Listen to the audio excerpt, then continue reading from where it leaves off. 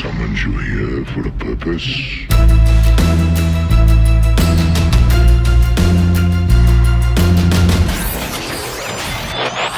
TransformYourGame.net.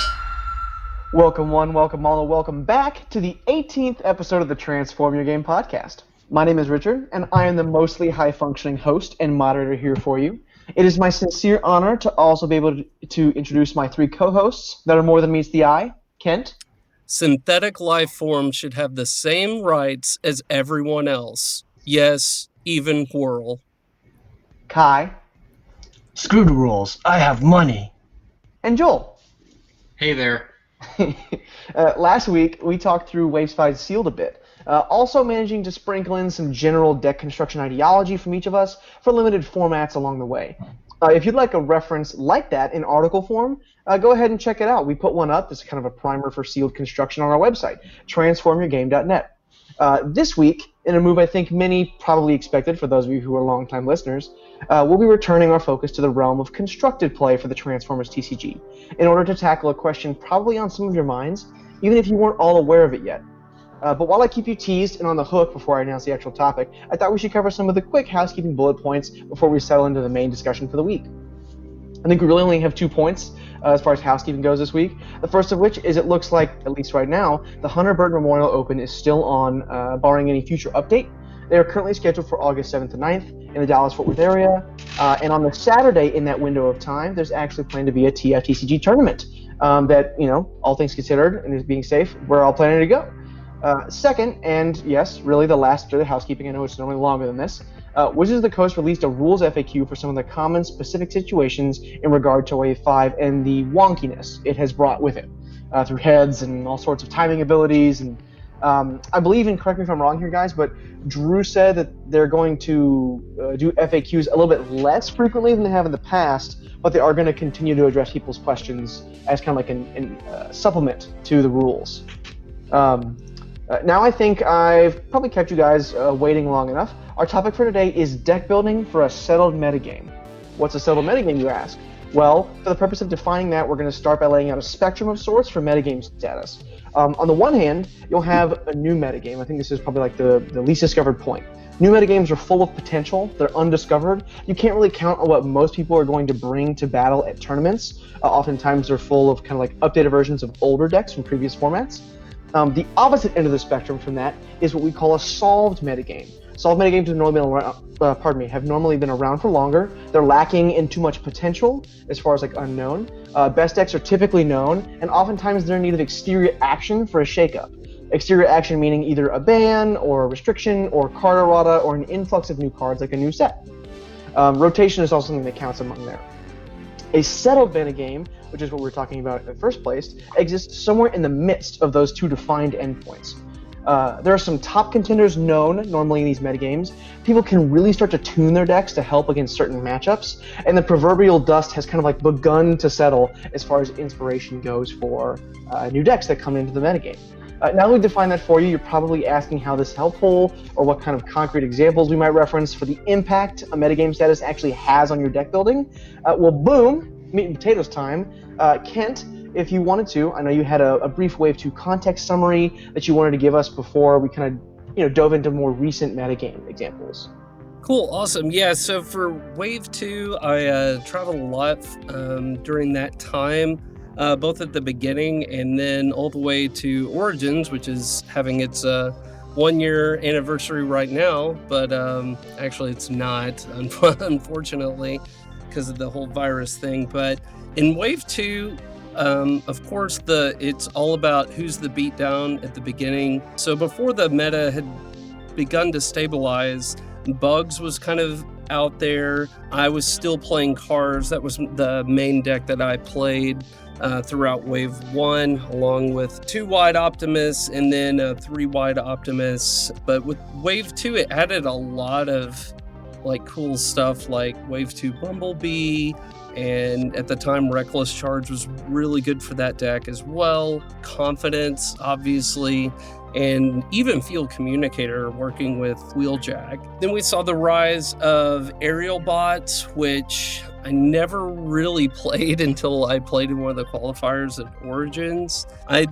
put an Aerial Bots deck together, but never actually really ran it through a gauntlet or anything like that, ran some games with it. Also, right before Origins, Sentinels was on the rise. I think that was such a really unique design space that they used, and I hope to see something like that from the Transformers team again in the future. It mainly was aggro focused with a lot of orange, but then also people were putting in security checkpoint in it to get rid of your opponent's upgrades, and then flipping Mirage in the KO pile to now steal an action and basically leave your opponent with almost nothing in their hand. And sometimes backup beam also to help Optimus trigger so he can flip more guys, so you can have potential combination. Before going to Origins, a couple weeks before, good friend of mine, Adam Eichberger, was playing the Dead Engine deck, and I think he had got the base idea from one of the content creators out there, who, I'm sorry, his name escapes me at the moment. But over those 2 weeks, him and I played a lot, and he changed that deck almost completely, and he made that thing into a monster. I was taking 3-wide Optimus to Origins, qualified with it, getting second place in the qualifier, and then 8th place overall in the main event. But his Dead Engine deck, I was so scared I was going to run into him because I knew it was an auto loss if I did. And he ended up making top 16. Way to go, Adam, there. Well deserved, because that was basically his entire build. And sometimes Adam can get down on himself about not being the best builder. Well, dude, you built the hell out of that, and it was fantastic.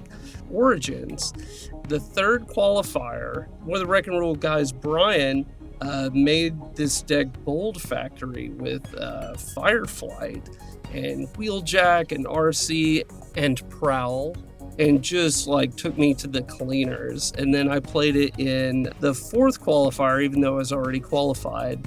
And then I ended up just throwing my match at the end, even though I basically won and would have made top 8 with it. But that deck was real, and that was a deck that came up in the middle of all of those qualifiers as an answer to the metagame. And Brian ended up making top 4 of the main event, and I think it was a pretty close game too. He might have won that entire event had different things happened with flips and stuff like that. So major props to Brian.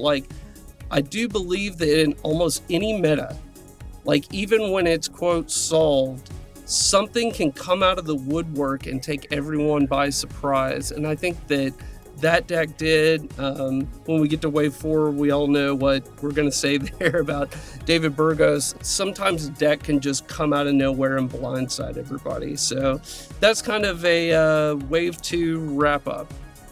Well, I appreciate that, Kent. And the reason that Kent's doing the wave 2 wrap up is the rest of us didn't really travel for wave 2 very much. I was still getting, not my feet wet, but more ingrained in the competitive game myself. And I think all of us have a lot more familiarity with wave 3 and metagames that come after it, right? So actually, on that note, Kai, do you want to take us into the wave 3 points? All right, so the wave 3, it basically, the set release, and we had a month about, I believe, to test and whatnot. And I believe the Blaster set came out a week before this, before Gen Con, which is the main event where most things pretty much started to settle after Gen Con. But at Gen Con, the main monsters that we had was Pisu Tyranny, Lionizer lists. Yeah, it was pretty much just, oh man, I'm gonna run into this Lionizer list that's gonna play Pisu Tyranny, and then I'm just gonna lose 2 guys or something like that. And that was pretty much the sentiment going in, as well as just Orange was really strong. So in regards to that, we're gonna just talk about the power of Pisu Tyranny itself. And that was basically the first time we started seeing Pisu Tyranny become one of those cards that became more powerful as sets came out, because now you have an actual incentive to want to KO your characters via the Battle Masters. And for those of you who are unfamiliar, Battle Masters basically became an upgrade whenever they get KO'd. So at Wave 3, the most prominent ones were the weapons because of Piece of Tyranny, but also just like once they died, they had an actual use. So I believe those were the only ones released at the time too. But yeah, that was basically the general sentiment of Piece of Tyranny and how it just started to evolve. But one of the questions that we have for the cast right now is, what do you guys think were some of the big shakeups and important players when Siege 1 was released, and why or how much did they matter, and what did they teach us? Well, I think that that Piece of Tyranny was obviously one of the big players. If you're talking about bots or Battle Masters, definitely Private Fire Drive was a really big one. Whenever I did my Wave 3 release event, I had a Private Fire Drive in my card pool, and I was like, well, this is the only Battle Master I got. I guess I'll try this guy out. I mean, whatever. He's not Lionizer, but I guess I'll use him. And he was absolutely busted in every game that I played. I was like, okay, this is easily the best Battle Master. Don't tell anybody. Well, I mean, as you were talking about Blaster, my friend Vince from Vector Sigma, he like unleashed fire drive on everybody at Gen Con, making top 4 with his Blaster deck that was powered by card draw and by fire drive and by Piece Through Tyranny, like you were just talking about, using Piece Through Tyranny to, for the very first time, really people giving extra turn out of Piece Through Tyranny. Piece Through Tyranny, at least through the Wave 1 and Wave 2 metagames, at least the way that I was playing it, was basically blank text-wise and only in there for the 2 pips. I mean, it was just a 4th, 5th, and 6th copy of Improvised Shield for the most part. But once Battle Masters were released, it became a major thing to do. Hey, I'm gonna blow up guy and throw a huge weapon on somebody and then swing in really hard, and then I'm going to take another turn with my aggro deck, because the aggro decks were the thing there, and that's been the case for the most part during the early parts of most waves. Yeah, I think those are all strong points. I think one of the cool things about Battle Masters and Piece Through Tyranny, so I think if you look at Security Checkpoint through the first 2 waves, if you look at like the double pip actions, the rare actions from Wave 1, Piece of Tyranny and Security Checkpoint, I think it's pretty obvious that those first couple of waves, the more powerful card or more impactful card in game-to-game, like matchups, was Security Checkpoint. It was easier to break the symmetry on. You could kind of turn it from being a cost into not having much of a cost. And I think up until the printing of like Battle Masters and Weaponizers, you couldn't really do that with Piece Through Tyranny. There wasn't much way to mitigate the cost that it comes attached to the card, because what it does is really, really powerful, right? And what it grants you, the resources that it actually grants you are incredible. But you have to find a way to make the cost either be low, or you have to find a way to kind of exploit it where it's not being used so much. So I think that's one of the reasons why Piece Tyranny kind of comes to the advent, or I guess comes to the forefront of the format when Wave 3 gets released. Now, one of the things that like was really people were trying to basically be the best Piece Through Tyranny deck or the best Battle Master deck, and I think that's one of the interesting like kind of axes to pivot your metagame around. So I think that's one of the reasons why we started to see cards decks really come to the forefront, right? So at least at the beginning part of the format. And I think one of the reasons for that is once you're Piece Through Tyranny-ing, if that's to use a weird verb, and putting one of the weapons onto your characters, one of the things you want to do is you want to get as many uses out of that busted weapon as you possibly can. So I think one of the easiest ways to do that is to untap your guy. And Cars, as an archetype, just had access to way more untap effects than anybody else. Playable, real untap effects, and because of Cliff Jumper, they also had access to a really, really powerful card draw engine to make sure they could find those untap effects more often. They could also find their Piece Through Tyrannies more often. So they were kind of able to mostly compete for the spot of like best Peace Through Tyranny deck. But they weren't the only aggro deck. I think Joel mentioned Blaster, and we start to see other players into the metagame later on. But I think that's one of the cool things is that Wave 3 really had an axis that its metagame was revolving around, and I think that maybe there was less of that in the first couple of waves. There was more just like good cards, and I think you really start to see a metagame take shape around a particular aspect of the game in Wave 3. I think that's one of the reasons why it's a metagame that evolved over time and really saw kind of like some shakeups over the history of its solving, quote unquote. Yeah, for Joel and I, we were thinking about doing a last-minute trip to Gen Con because we were working on a combo deck back then that was just ridiculous. We both had like work commitments though, so we were like, well, we're only going to go for really sure this is just going to dominate. And then they literally banned a card a couple of weeks before, and I think we just canceled our plans because we hadn't play tested much else. We were just trying to crack that. Them banning swap parts definitely ruined the day. I mean, some people think that. Some people think combo is really, really difficult to have as part of a metagame. I don't think that, but I'm just saying some people were probably really happy it happened. That deck and that iteration probably needed to go. So, and swap parts, like we had a Thundercracker deck, that combo deck that was just absolutely insane after Origins. Too bad we didn't figure that out in time for Origins. But then once the Wave 3 cards came out, it was just like, oh my gosh, this is combo on steroids and should not exist. And they did the right thing. They got rid of swap parts and then it went away.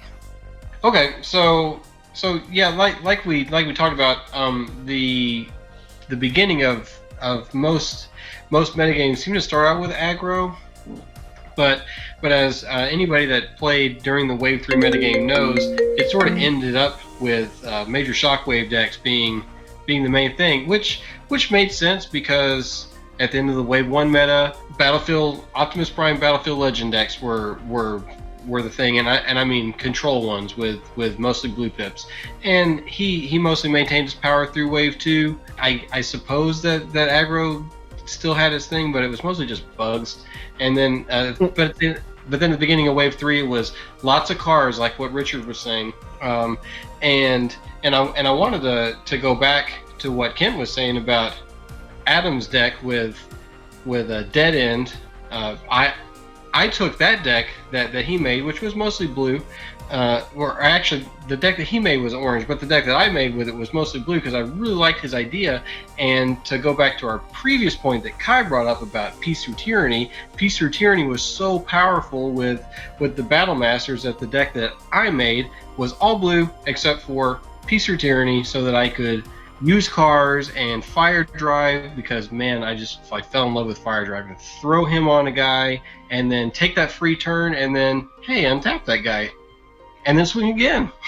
I mean, it was like just a super powerful thing. So aggro is the thing at the beginning of most metas, at least as far as Wave 3 on. Wave 3, Wave 4, even Wave 5 now. I think most people would agree that it seems that aggro is the thing, but Major Shockwave was what was going on at the end of the wave. So you have to ask, during the early part of the wave's metagame, how did Shockwave combat that? Like what things did Shockwave have to think about answering, and what specific challenges did the metagame pose for control decks like Shockwave? How did Shockwave start to tackle those problems? I don't want to take away anybody's thunder, but I think one of the things that really helped the aggro get knocked down and Shockwave to take over, because even though Shockwave was just as powerful at the beginning of Wave 3 as he was at the end of Wave 3, I mean, as far as his actual abilities, they didn't change anything with Shockwave, but they did remove one of the major hindrances to cards like Shockwave, which was press the advantage through banning it. True. As being a cards player, I really love that archetype so much. The weakness with cards is not being able to get enough untaps to make these major swings keep happening. So what Shockwave did is he's able to deplete your hand. One reason why all the cards decks run, Cliff Jumper, or some are running Wave 2B, was the fact that it just gives you all this engine to draw into your untaps, or to even draw into I Still Function in a crucial moment too. So if your opponent's playing 3-wide and you're playing 3-wide, but you've untapped a couple times, it's almost like you're 5-wide. And now, like, hey, your big boy is out there, and I'm just gonna double team him right now and kill him. He's gone. But what Major Shockwave did is it was able to create card advantage through his being able to play a card off the top, being able to draw a card when he flips to his alt mode, and then deplete your opponent's card advantage if they have any, and force them into a position where they're almost like having to top deck every card. You've got his gamma launchers that make your opponent discard. When he flips to alt, makes you discard as well. Some variants were running at least one espionage. So that's how I think Shockwave was able to do it. And I still think that card even now is better than some people may give him credit for. I think those are all strong points. So I think that one of the things that I found when I was playing cars, because I actually played cars a lot, believe it or not, even though I'm classically known as the Jetfire guy, I am Mr. Extra Padding or whatever, right? Like, both literally because I need to lose a little weight and also because I love the card. But if we're just talking about like what Wave 3 looked like for me, I actually qualified for EI using a Cars deck, an orange Cars deck. And I think that one of the most frustrating things I experienced when I was playing Cars was how necessary the untaps were, like you were mentioning, Kent. Right? The untaps were so crucial to that deck because 3-wide aggressive decks typically lost to 4-wide aggressive decks. I'm looking at you, Bugs. And so you needed to manufacture width and be able to manage the attacks of your opponent. On top of that, one of the really frustrating parts about Cars was, believe it or not, even though it was typically based in an aggressive deck, unless you're counting shells like the one Joel was mentioning earlier, you often didn't attack for that much, like, per character. Like, the attack of the Cars characters is like 4 or 5, which, for 8 and upstart characters is like not that much, with the exception, obviously, of Wheeljack, who was the biggest, baddest attacker on the planet during that, right? I think it's one of the reasons why so many people favored Lionizer when they were first building Cars decks. A lot of the time, just because of the fact that he really augmented your ability to cause damage offensively. Even though he didn't add much consistency to your ability to get untap effects. I think that one of the things that Shockwave was able to do was, because it had such a good way of taxing its opponent's hand through gamma blasters, gamma launchers. I can't remember the Gamma launchers. Gamma launcher. Thank you. Kai would know. He played so much Shockwave.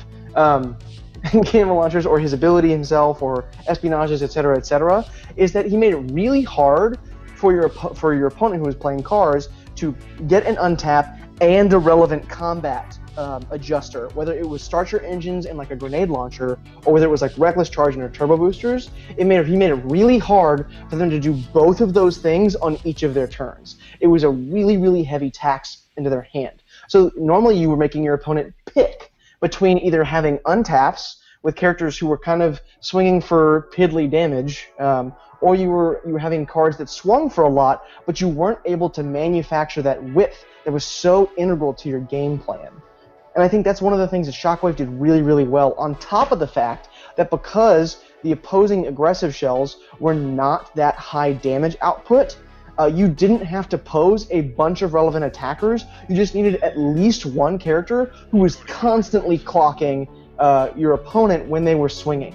And Shockwave, at 17 health and 2 or 3 defense without any adjustment based on mode, was huge, on top of the fact that, as Joel mentioned, Shockwave dealt with the biggest problem it had, which was press the advantage by pushing WotC some money under the table for them to ban that card. Which was a really sneaky strategy I didn't see coming, but well deserved. I'm surprised you figured that out. Damn. The conspiracies. I'm smarter than I look, I promise. But yeah, it's so out of everyone here, I've played Shockwave the most, so I'm gonna be giving Shockwave's perspective on this side. So honestly, I think the matchup for like cars and one other deck I will talk about later, specifically cars right now, because that was the early metagame monster, quote unquote, after like the first qualifier. But so Shockwave, the main thing about him was that he was able to play secret actions and Decepticon cards off the top of the deck when he was in bot mode. So that basically enabled you more access to more cards. And if you didn't see a card you wanted on top that you could play, you could just flip to alt mode in order to grab it and then start digging through your deck for more with field communicators and all that stuff. But it basically got to a point to where you were basically able to set up Shockwave to the glorious 12 attack that he was and swing and just start killing characters every time he swung. But part of the problem with him doing that is that at the time there weren't enough good secret actions. I don't believe Battlefield Report should have ever been considered, but that was one of the ones that we had to consider at the time because Hidden Fortification did not exist yet. So Battlefield Report and Infiltrate were the two best ones at the moment, as well as Hiding Spot if you could afford the Black Pips. So yeah, basically it came down to if you had to infiltrate for their Peace Through Tyranny or their Press Advantage. But yeah, it was basically came down to that. If you could stall them in long enough because you were playing like Skydive and Flame War, so Skydive had Tough 3 and then Flame War is her usual beefy self. If you were able to stall enough with that and get Shockwave suited up long enough, you would probably be able to win the matchup. Because you were also scrapping your hand, as the guys have mentioned before previously. But in relation to Blaster, which I actually think is the best deck of Wave 3, the reason why he had so much trouble against Blaster is not only can they play Press the Advantage, they can play for free, because Blaster plays a card off the deck for free, and the only way you could really win that matchup is if they either miss by hitting Improvised Shield or Peace Through Tyranny, or if they didn't have the Force Field on their Ram Horn and you somehow were able to block enough. But Blaster was the main problem because Infiltrate could only stop one of those cards. So if they managed to flip an action off their top of the deck with Blaster, then you were SOL and you had to play the Infiltrate. And then if they had another one, then there was no way you could combat that. On top of the fact that Blaster also has this ridiculous orange card called Daring Counterattack that gives one of their characters Pierce 6. Pierce 6. six. So on top of having to deal with Press the Advantage and Peace of Tyranny, Blaster also had access to Daring Counterattack. And that was why that matchup was just really hard and why I ended up losing to Vince in top 32 at Gen Con because of that. The games that he did get those on, I won, but it was still really tough to squeak that win. So yeah, I think Blaster was like the main problem for Shockwave during that metagame for sure. Yeah, Daring Counterattack, Belligerence V1 in the card file. Right? I think it's interesting you bring that up, Kai, that you thought Blaster was possibly maybe the best deck near the end of the format, because the last tournament before Wave 4 got released, and correct me if I'm wrong on this, I think it was PPT Columbus? Mm-hmm. And Stefan won that playing and I think I remember this, I think I've ribbed him about this a ton of times. I think it was like 43 cards or 42 card deck with Major Shockwave as the centerpiece. And I think it was Skydive and Flame War. I know it was Flame War. I don't remember who the 6-star. Maybe it was like Hot Rod or who's the Red Heat? Is it like the 6-star range? Red Alert. Red Alert. Thank you. I could not remember that for some reason. But so a lot of what he looked to put in his shell was really solid. I think that, playing Red Alert meant he had access to a ranged character, so he got access to some of the ranged damaging cards, armed hovercraft and marksmanship and such. However, Kai, I know you mentioned that Blaster was a particularly problematic deck for most of the metagame to handle, particularly like it was very good against Shockwave. And I was wondering what you guys kind of, Kent and Joel in particular, what you guys in your experience thought was near the end of the Wave 3 meta when it was getting close to being solved or really stable, what you thought the best deck in that metagame had done the best job of targeting the rest of the field. Well, for me, I mean, I really thought it was Blaster. As when Blaster was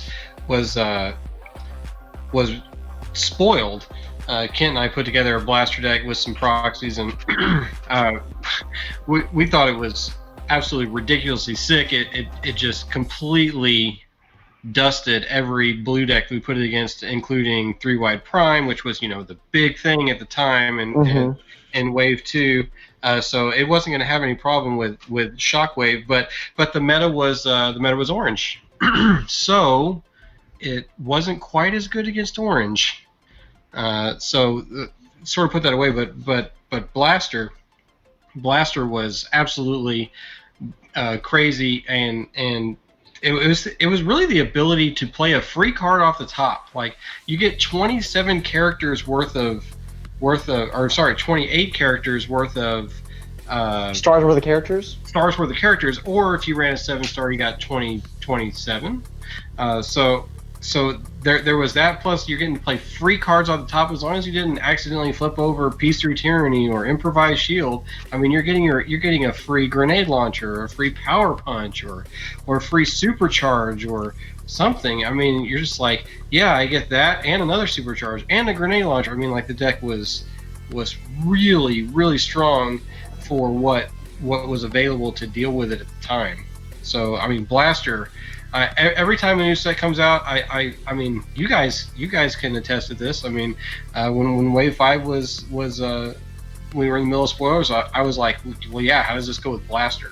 I mean, Blaster is, I know it's not like the game's been out for 10 years or something like that, but Blaster is sort of standing the test of time as far as his power level.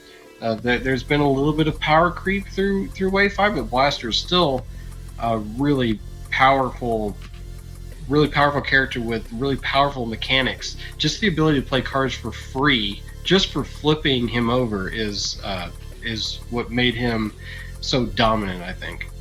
Yeah, Blaster was probably the best deck. We were fooling around with a lot of Shockwave builds, and we really liked that. We also thought Cars was still up there, but when they spoiled Blaster, I mean, I remember Joel and I driving somewhere on the highway, and I was just like laughing at how absurd that character was, and how absurd this like deck was that we were going to build with him. And we were going to use Frenzy to basically maul any blue deck. Like, hey, you can't use Tough, and like, here I come for 1,000,000 right now. I mean, it's just that was the pre-belligerence was Frenzy with like grenade launcher and supercharge and whatever else Blaster flipped. I mean, it was just so sick because you couldn't do anything about it. Blaster, really, really good. That card's still really, really good, and I miss the standalone products between sets. Good thing getting the pot shot in there. Yes. I miss it. I like that stuff. I like getting more cards. I mean, I wish we had more opportunities to get more new cards. I mean, they gave us some great stuff, right? They gave us Work Overtime and Reclaim. They gave us Blaster, and Steeljaw, and Ravage, and Frenzy, Ramhorn, and then the other 3 characters. I know I didn't mention Soundwave on purpose. But I think that near the end of Wave 3, I actually started to, the end of Wave 3, I really started to see a bunch of success again with traditional bugs. I know that kind of sounds crazy, but your damage output was just so crazy, was just so insanely high. And I just felt like a lot of times, particularly if you got to go first, just the difficulty that was Scrapnel in a metagame that was orange except for, a couple of decks, was just so hard for your opponent to answer. That deck just really proved incredibly good for me when I was playing it near the end. I wish that cards had stayed good. I loved drawing a bunch of cards, as you'll see when we get to the Wave 4 discussion. But so I wish that cards had stayed king the whole time. But yeah, I ended up going back to regular old bugs. Speaking of Wave 4, I think that that's probably a good place to leave Wave 3, and that will bring us to the close of episode 18 of the Transform the Game podcast. I just wanted to say once again how much we appreciate all of you out there in the ether listening. Whatever platform you're on, you can find our other episodes and the ones coming up on YouTube, SoundCloud, iTunes, and Spotify, and wherever you get your podcast needs met. There will certainly be links in the description to help you out there. And if you found the input and information here valuable, you can find more strategy, analysis, tournament reports, and more like it at transformergame.net. And we look forward to being back to speak to all y'all next week. But until that time, clear eyes, flip bots, can't lose.